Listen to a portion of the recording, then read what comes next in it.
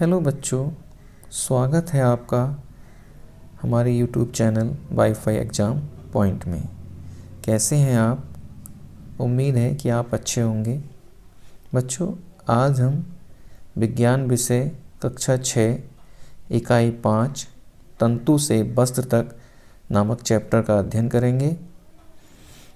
बच्चों, अगर आपने सब्सक्राइब नहीं किया है तो आप इसको सब्सक्राइब कर लें, जिससे आपको अच्छी अच्छी वीडियो मिलती रहें।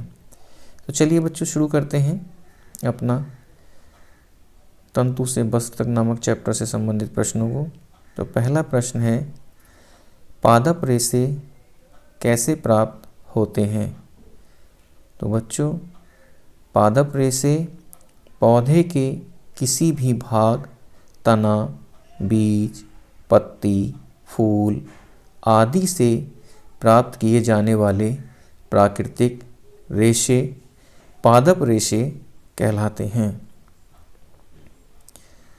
दूसरा प्रश्न है बच्चों कि जंतुओं से प्राप्त होने वाले रेशे को क्या कहते हैं?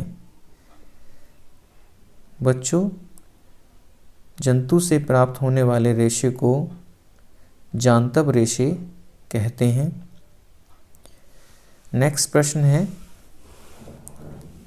संश्लेषित रेशे कैसे प्राप्त होते हैं या किसे कहते हैं?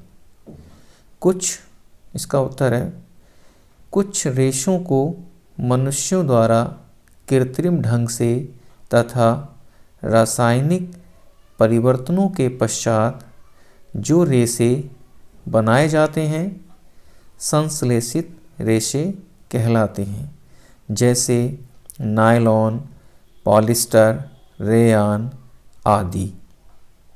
अगला प्रश्न है, कपास की खेती भारत में कहाँ कहाँ प्रमुखतः होती है? बच्चों, कपास की खेती मुख्यतः भारत में महाराष्ट्र, गुजरात, तमिलनाडु, मध्य प्रदेश, राजस्थान और पंजाब में प्रमुखता से होती है। अगला प्रश्न है बच्चों, कपास की खेती के लिए कैसी मिट्टी की आवश्यकता होती है? तो इसका उत्तर है, कपास की खेती के लिए काली मिट्टी की आवश्यकता होती है। अगला प्रश्न है बच्चों, कपास के बीज को क्या कहते हैं? जो कपास के अंदर बीज निकलता है उसे क्या कहते हैं? तो बच्चों, उसको बिनौला कहा जाता है। बिनौला का तेल भी निकाला जाता है, जिसकी खल भी बनाई जाती है, जो पशुओं को खिलाई जाती है। नेक्स्ट प्रश्न है, कपास ओटना किसे कहते हैं?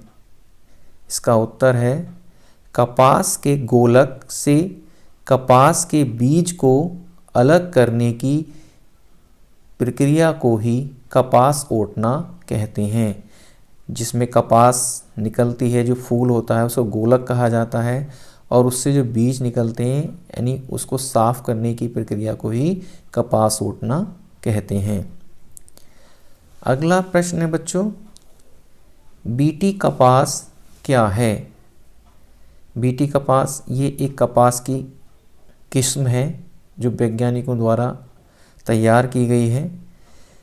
यानी विज्ञान की आधुनिक तकनीक जैव प्रौद्योगिकी द्वारा कपास की एक ऐसी प्रजाति विकसित की गई जिसकी उत्पादन क्षमता अधिक है, जिसको बीटी कपास के नाम से जाना जाता है। इसमें जो कीड़े मकोड़े होते हैं वो बहुत कम लगते हैं, क्योंकि इसकी जो क्षमता है पैदावार की वो अधिक है। अगला प्रश्न है, जूट यानी जूट जिसको पटसन कहा जाता है, यानी जूट पटसन कहा जाता है, कैसे प्राप्त किया जाता है, यानी किससे प्राप्त होता है? तो बच्चों, इसका उत्तर है कि जूट एक पादप रेशा है जिसे पटसन के पौधे से प्राप्त किया जाता है। अगला प्रश्न है बच्चों, जूट के पौधे से कैसे प्राप्त की जाती है? या इसी में कह सकते हैं कि रेटिंग क्या कहलाती है। एक प्रश्न इस तरीके से बन जाता है।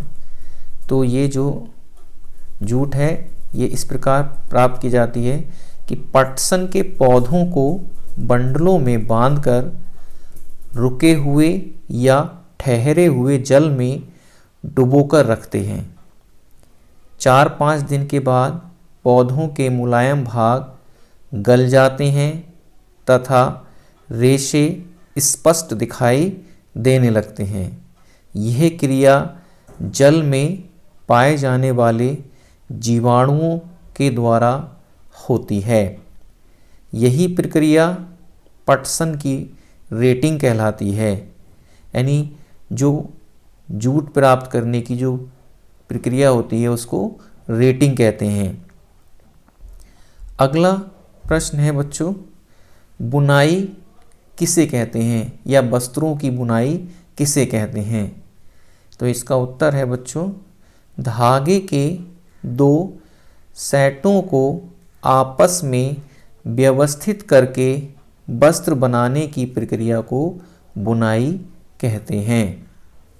इसी से संबंधित एक नेक्स्ट प्रश्न है, बंधाई किसे कहते हैं? आपने देखा होगा आपकी माँ या दादी, बहन या मौसी, चाची या आप स्वयं भी सर्दियों में जर्सी, स्वेटर, मौजे वगैरह बुनते होंगी या बुनते होंगे। तो आप देखते होंगे कि हम एक ही धागे से पूरा वस्त्र बना देते हैं।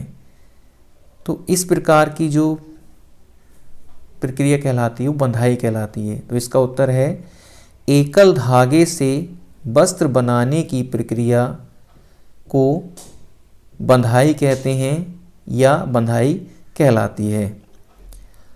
अगला प्रश्न है बच्चों, मैं ये प्रश्न ही विशेष रूप से लिख रहा हूँ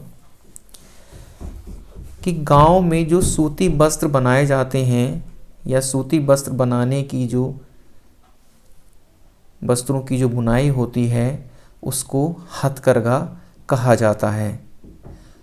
वही बड़े स्तर पर या औद्योगिक स्तर पर जो वस्त्रों की बुनाई की जाती है उसे क्या कहते हैं? तो बच्चों, जो औद्योगिक स्तर पर वस्त्रों की बुनाई की जाती है वह पावर हैंडलूम की सहायता से की जाती है।